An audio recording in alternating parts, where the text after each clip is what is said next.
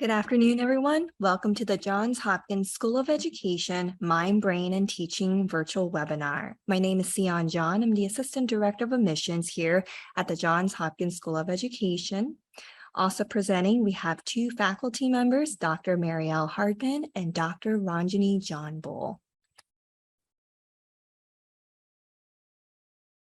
And before we get started, I would like to cover a few housekeeping topics. First, today's webinar is being recorded. We will be able to share a link with you after the event is complete. Also, please take a second to see if your mic is on mute and video is off right now. Please have your mic on mute and video off at all times during the presentation. There will be a Q&A session at the end of the presentation. Please type your questions in the chat box and we will read and answer your questions. I would like to share the agenda for today's presentation. We will kick off the presentation sharing an overview of the Johns Hopkins School of Education. I'll introduce the two faculty members of the Mind, Brain, and Teaching program. And then Dr. Hardman and Dr. Johnbull will go over details of the program. And lastly, I will wrap it up with the admissions requirements and leave the floor open for questions at the end. And to start, we are one of 9 schools at Johns Hopkins University. We began offering college courses for teachers in 1909 and then became our own school in 2007. We offer 25 graduate programs, which includes doctoral, master's, and graduate certificate programs. And we are proud to share that the Johns Hopkins School of Education is consistently ranked one of the top schools in education by the U.S. News and World Report. And for school enrollment, we have approximately 1,741 students and 109 full-time faculty and a strong network of 24,000 alumni at the Johns Hopkins School of Education. And to introduce our faculty members, first, Dr. Marielle Hardman. Dr. Hardman is a professor and director of the Johns Hopkins Neuroeducation Initiative program. She's also the faculty lead for the Graduate Certificate in Mind, Brain, and Teaching. She joined faculty in 2006. Dr. Hardman's research and publications focus on enhancing educational practices through techniques that foster innovation and creative problem solving. And she presents nationally and internationally on topics related to the intersection of research in the learning sciences with effective teaching strategies, including meaningful integration of the arts. Next, Dr. Ranjani Johnbull. Dr. Johnbull is an assistant professor of the Mind, Brain, and Teaching and also the Doctor of Education program. She joined faculty in 2014 after a postdoctoral fellowship. She received her PhD at the University of Virginia, and Dr. Johnbull's research focuses on teacher efficacy, cultural competence, social context of belief change, neuroeducation professional development, and arts integration methods. And at this time, I will hand the floor over to Dr. Hardman and Dr. Johnbull. Thank you so much, Sian. I want to first start by welcoming all of you who are here with us in person right now, and then those who will be listening to us later in the recording. I looked at our list of registrants, and I see that we have candidates from all over the United States, both coasts, from New York to California, Georgia, New Hampshire, Maryland, Wisconsin, Texas, Virginia, Washington, and then there are registrants from 5 different countries, from Jordan, from Mexico, from India, from South Africa, and Venezuela and Greece. So this really does mirror over the years the very multicultural and multilingual aspects of our program. It's just been really wonderful, the exchange of ideas in the 12 or 15 years that we've been in existence here at the School of Education. So we are one of the longest, well, the first online program and longest running online program at the School of Education. And so we're very proud of all of the students over the years who have graduated from our certificate, and those who have gone on to pursue a master's degree here at Hopkins as well. So why would you pursue mind, brain, and education? Well, there's a lot of reasons, but when you think about the content that you would be getting,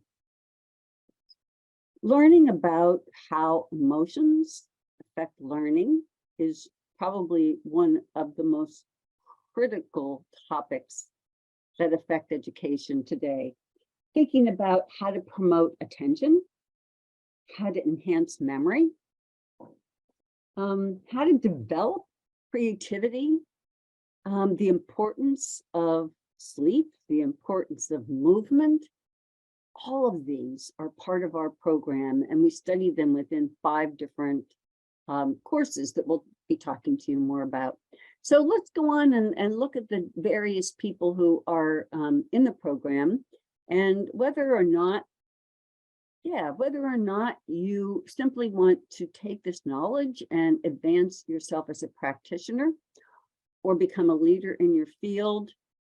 Policymakers, this information is critical for making education policy and practices. Many of our students are consultants or go on to become educational consultants because of the knowledge that often does not come in traditional education programs, but are part of the Mind, Brain, and Teaching program. And then many people are just really interested in lifelong learning. We even have people enroll who are interested because they are corporate trainers and they want to know how to better educate the students that they're training, or parents, people who want to know how to better help their kids and inform their children. So there are so many reasons that over the years our students have come into the program. So looking at who those folks are, if we look at the next slide, pre-K to 12 educators. We have people who already have PhDs that come into our program, and people who are just starting in on post-BA programs, post-baccalaureate programs. Counselors, school leaders, as I mentioned, higher education professionals, organizational leaders and trainers have found this to be a very important and useful certificate for them. As I mentioned, educational consultants. More and more parents are homeschooling their children and looking to the learning sciences into our program to determine how to do that. And then, you know, more and more folks are moving from face-to-face to online or both hybrid education programs, and they're learning how to do that within the context of what we offer. So let's look at the actual description now of the certificate program. In the next slide, you'll see that it is 15 graduate credits. That's 5 courses. And so what we look at is how the learning sciences broadly, and I mentioned some of the topics earlier, how they have potential to inform us as educators. And so the courses will integrate a lot of the disciplines from the sciences, and let's go on to the next bullet: cognitive science, psychology, brain science, neurology, neuroscience, and education.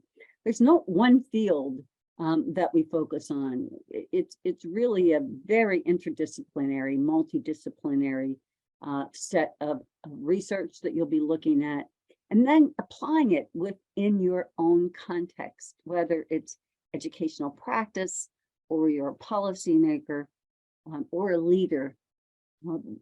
We know that you'll be able to use this information in your context. It is fully online. It's asynchronous. meaning that you don't have to be online at any particular time, although there are times when you are submitting assignments, obviously. And we do have synchronous sessions so that, you know, the instructor can meet you as a group. In particular, we do this in the beginning to review the assignments with you, and then throughout the course as needed. Typically, several synchronous sessions are offered.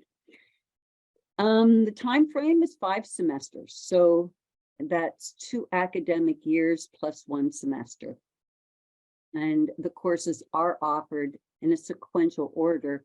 And when you join a cohort, you're typically with those same students through those 5 courses.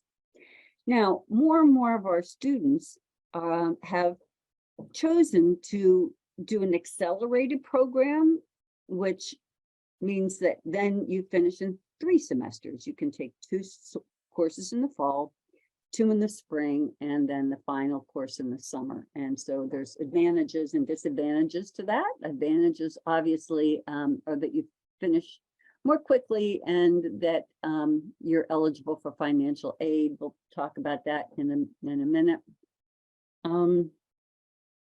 And some people want to go on to take a master's and a second certificate. And so we'll talk to you more about that when my colleague, Dr. John Bull, gets to that slide. So now looking at the program itself in the next slide, you'll see the first course, and running through the course is the instructional framework of the brain-targeted teaching model. This is a model that is designed to be a cohesive framework to take all of the information that's coming from those sciences and applying it in contexts that are educational and beyond.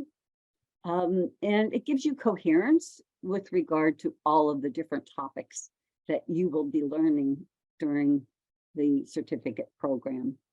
So, you know, as you see here, and I've said earlier, it does apply, this model in particular applies to any organizational context. And we see it for teachers as a translation that is readily available from the learning sciences. Many people learn information from the learning sciences through blogs or other means. They may go to a conference and get bits and pieces of information. What we're told from our students who have studied this model over the years is that for them, it's cohesive and it's all in one place, and it's accessible to immediately teaching in their context. So we really hope you would join us and enjoy learning about the model. Next slide, you'll see it does thread throughout the course. All of the courses, you'll learn it in the first course, and then you know, the model does become the kind of the framework that holds the certificate together. Those are my 2 books. And for those of you who don't know my background, I have been at Hopkins for 16 years now, and I am former school principal. So there I am on the playground with my students. So I really do like to tell all of my students that I bring to this work the practice of being in a school and being a school leader, and also being a professor and a researcher at Hopkins. And so I can tell you that I really feel fortunate and lucky to be able to combine those 2 very different sets of skills and bring them to you.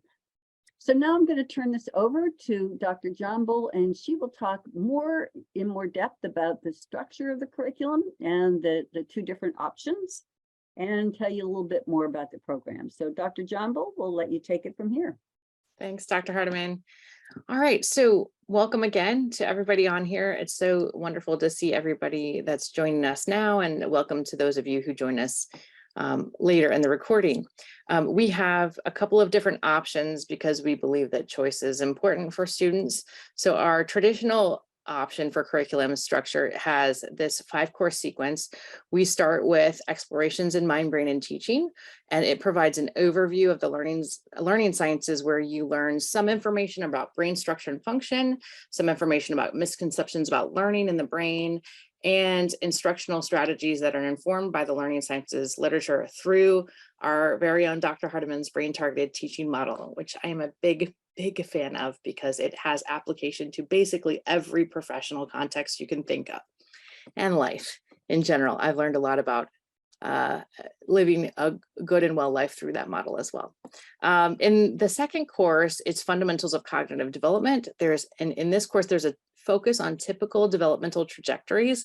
And it focuses on the psychological theories of human development, and that covers the entire lifespan, birth to adulthood.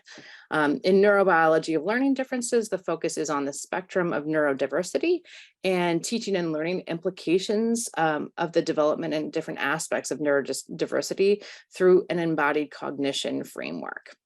In the fourth course, we focus on the cognitive processes of literacy and numeracy, where the spotlight is on the learning sciences associated with the literature of those two major areas of learning. This course was developed in response to educators' interest in these two main areas that are assessed in K-12 settings, and these sets of skills and cognitive processes that are essential and integrated throughout our lives in every context and necessary for normal functioning in a productive life. And then finally, in our last course, we have special topics in brain science. In this course, we focus on emotions, memory, and attention. And we survey a number of different fields that are explored in the earlier courses. But in this one, it's very much a seminar course where we want you to see some of the other areas of the learning sciences that are also applicable to teaching and learning and education professions in the K-16 and beyond contexts.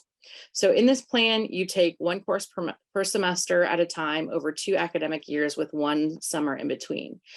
In the next slide, you'll see that we have, in this past year, we've had a new spring cohort. We have a new spring cohort option available in spring 2023 as well. This option is available if you want to also take 1 course at a time, starting with explorations in mind brain teaching starting this spring, fundamentals of cognitive development summer, fall neurobiology of learning differences spring, cognitive processes, and then finishing in that following summer with the special topics in brain sciences. Also, we have another option for you. We have a curriculum structure that is an accelerated structure.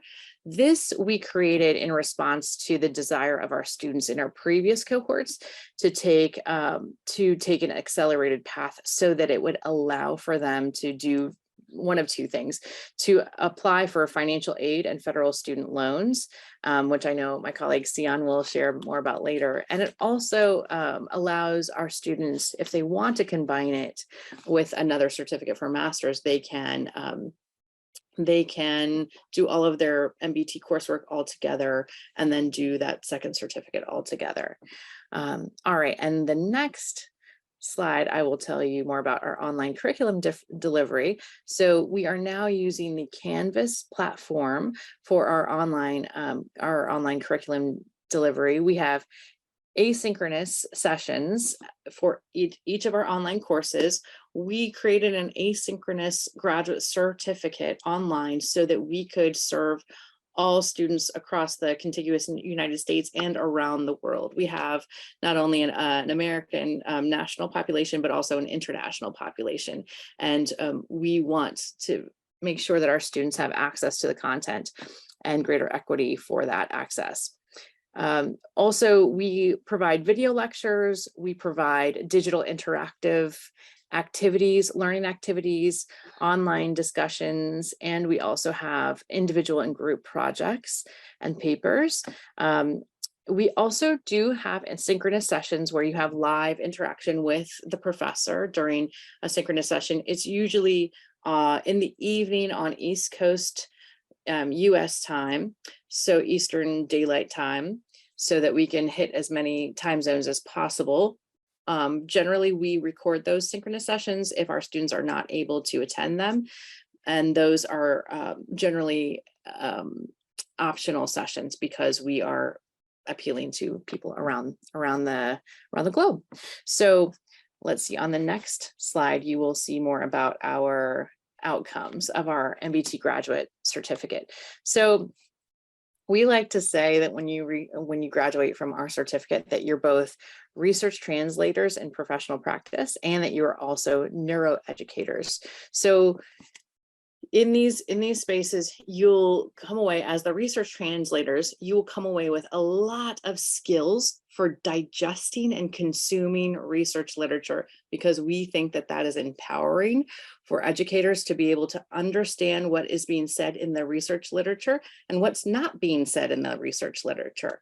So that we're not talking about the big R research says this, but some research says this, some research doesn't say this. We want you to not only read what we suggest, but also deeply root yourself in bodies of literature that are important to you in your practice. So there's a lot of choice built into our program so that you can focus on a topic of interest and look at the research in that space. And then you get to, through our courses, produce projects and products that are that are immediately informed by that research for your practice.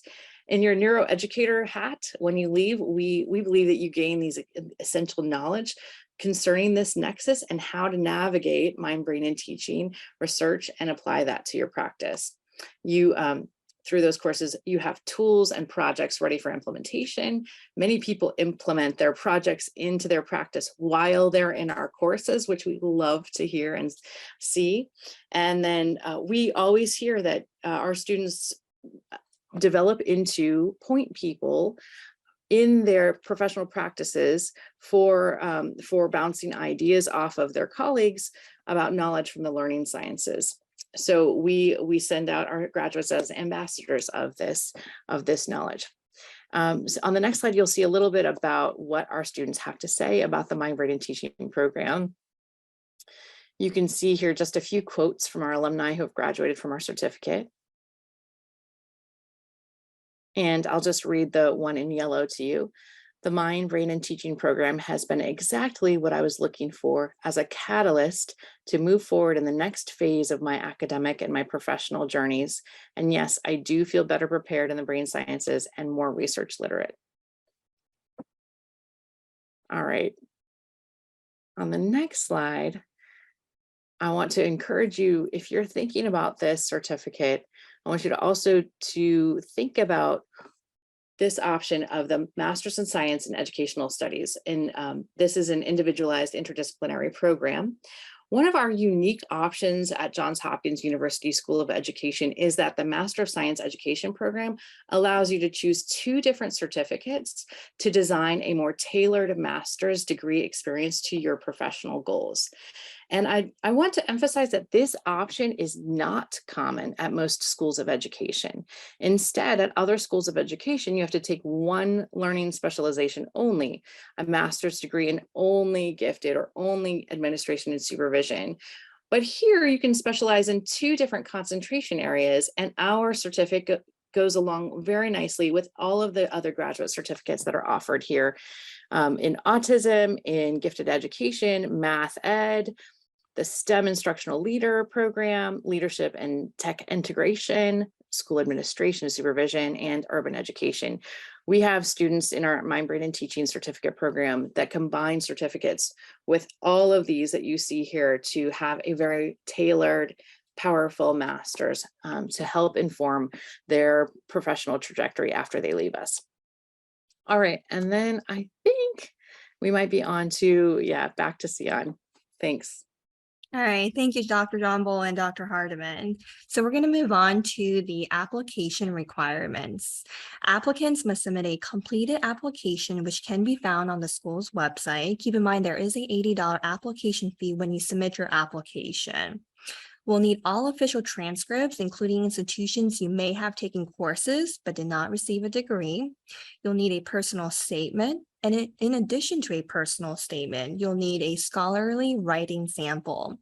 And this is a paper that was written for a prior coursework. And if you do not have an appropriate sample of scholarly writing to submit, as an alternative, you may instead write a brief essay. Please visit the school's website for information on the alternative writing sample. You'll need an updated resume that highlights any academic, professional, research, or leadership experience, 2 letters of recommendation, and the GRE is not required for this program. The MindBrain Teaching Program is currently accepting applications for the spring 2023 start term. And there are a few additional steps you need to take in order to complete the application process if you're an international student. You must submit a TOEFL or IELTS score. And if your degree was completed outside of the US, you will need to complete a course-by-course evaluation. Additional information can be found on the school's website. And here on this slide, you'll see a breakdown of the tuition for this academic school year. The tuition for online courses are $972 per credit for online courses. In addition, there is a $20 per credit technology fee. And please note, additional fees apply and are charged separately from tuition. We encourage you to view our tuition and fees page on the school's website for the most up-to-date information. And if you're interested in applying for financial aid for the MindBrain Teaching Program, we strongly encourage you to apply for financial aid when you start the application. And we do offer a limited number of partial need-based institutional scholarships each year that range from $500 to $1,500 per semester and are applied to tuition expenses beginning in the fall semester. And to see if you qualify to apply for the endowed scholarship, please visit the Grants and Scholarship page on the school's website. Thank you for attending the MindBrain Teaching Program presentation. At this time, we would like to open up the floor for questions. I wanted to respond to, thank you, Dr. Hardiman, for responding to Josh's question about wanting to get the EDD along with a certificate. Like Dr. Hardiman mentioned, those courses don't typically replace the doctoral courses, but they take a certain number of the master's credits to count toward the doctoral degree. And it's a great degree to feed into the EDD. We have a number of graduate students who come from the certificate and go on to the doctoral program. In the current program, previously, MindBrain and Teaching students were not allowed to go on and specialize in the MindBrain and Teaching specialization area in the doctoral program, but that's changing. So if you take the graduate certificate, it will not prevent you from applying to any of the specializations in the doctoral program going forward. All right, and thank you, Dr. Hardman, for answering some of the questions here in the chat box. And while we wait for more questions, we do get some frequently asked questions here in the Office of Admissions. The first one is, what can I expect from online classes? Do the online classes include only reading and writing assignments, or is there also an interaction with the instructor? Yeah, thank you, Sian. Like we mentioned earlier in the presentation, there are a number of different experiences that occur in the courses, not just writing and reading. We have video lectures, we have different demonstrations and digital interactive learning activities. We also utilize synchronous sessions where you get to have live interactions with the whole class and with your instructor. And we also take appointments to have individualized meetings. Dr. Hardiman? Yeah, and I would add to that, in addition to the discussion questions, there are a variety through all the courses of team activities. And it's really interesting how those teams sort of form camaraderie with each other. I have to tell you that I am still in touch with some of my teams from my 2010 first online cohort. This is a team that came together. This one particular team came together and they still communicate. They even vacation together. So it's really amazing to me just how online really does permit people to form relationships with each other and with the instructor as well. When we first started the online program, I was worried that that wouldn't happen. And yet I found that the online promoted a lot of communication. Whereas in my face-to-face classes, people would come to class one day a week and then go home and then see each other one day a week again. It felt to me like the online students were much more engaged with each other than the face-to-face. That very much surprised me. And I still see that happening. Sian, are there other questions that are typical? Yes, we do. We have more questions. The next one is, if I'm doing the online certificate, do I have to be online at a certain time and date? No, they're asynchronous, so that means that you don't have to. Even when an instructor invites the students to a synchronous session, there are students from all over the world, so it may be not feasible to attend, but we make it work for everybody, and sometimes it's individual sessions with people who would like to have that at at a different time. China, for example, is 12 hours ahead, so we pick a time that is suitable for those in China and here. So no, you don't have to be online at a particular time.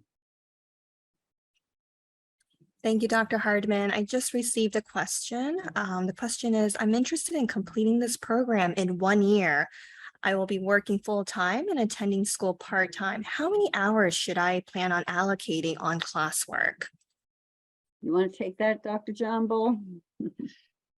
Sure, I would say it varies from class to class. If you're wanting to do it in 1 year, so that means you're taking the accelerated program and you're taking 2 courses, I would say that you should put aside your weekends for sure for taking care of your reading and your assignments and your discussions.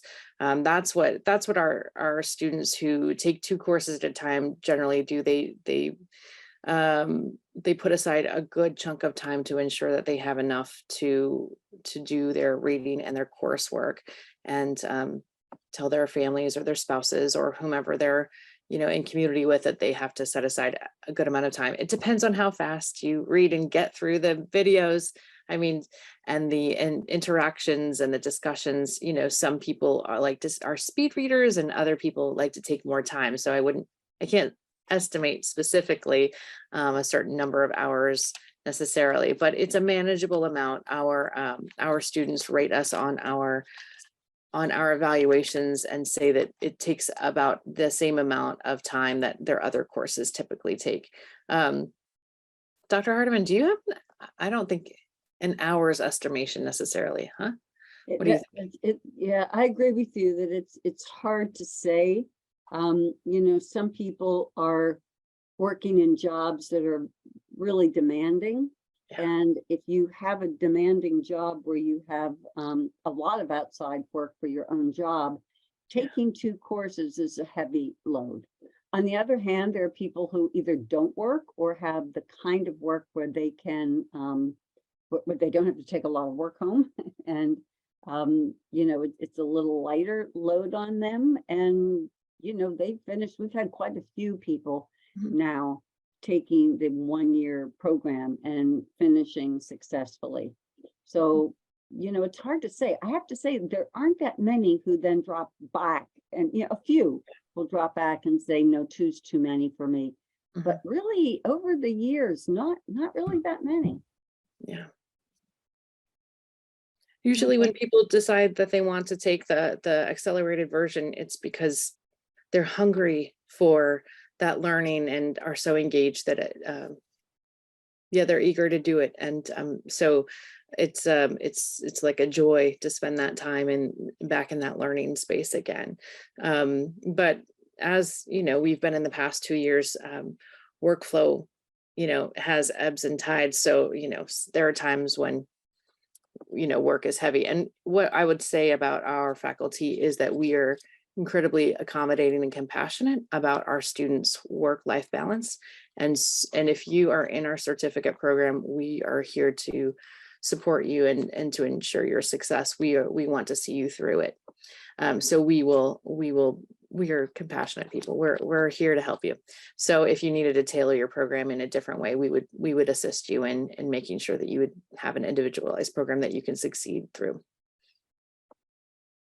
Thank you, Dr. John Bull and Dr. Hardman. Good to know. The last question I have is, do I need to have a background in education in order to apply for this program?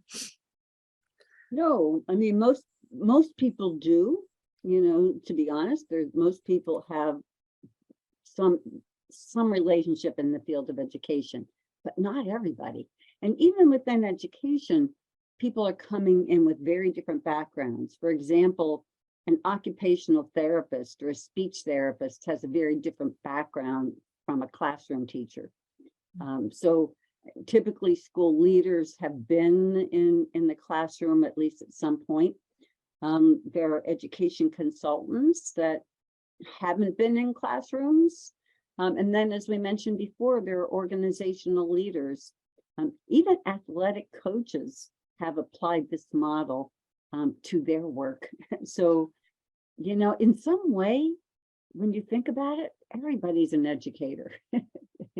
No matter what you do, you're in some kind of role of imparting information to others. Even if, again, you are a corporate leader, you're imparting information. So no, an education background is not required. And we're all learners. One of the wonderful things about this program is that not only will you learn about how to share and facilitate learning for others, but you will likely learn a lot about yourself and your own learning and development and growth and how that takes place, and become a better learner as a result of it. I know I have, as a result of being one of the mentees of Dr. Hardiman. Well, we never stop learning. In fact, today I was reading some research articles that, oh my goodness, this has to get into the program. This is a great study. So even your professors are constant learners. Yep.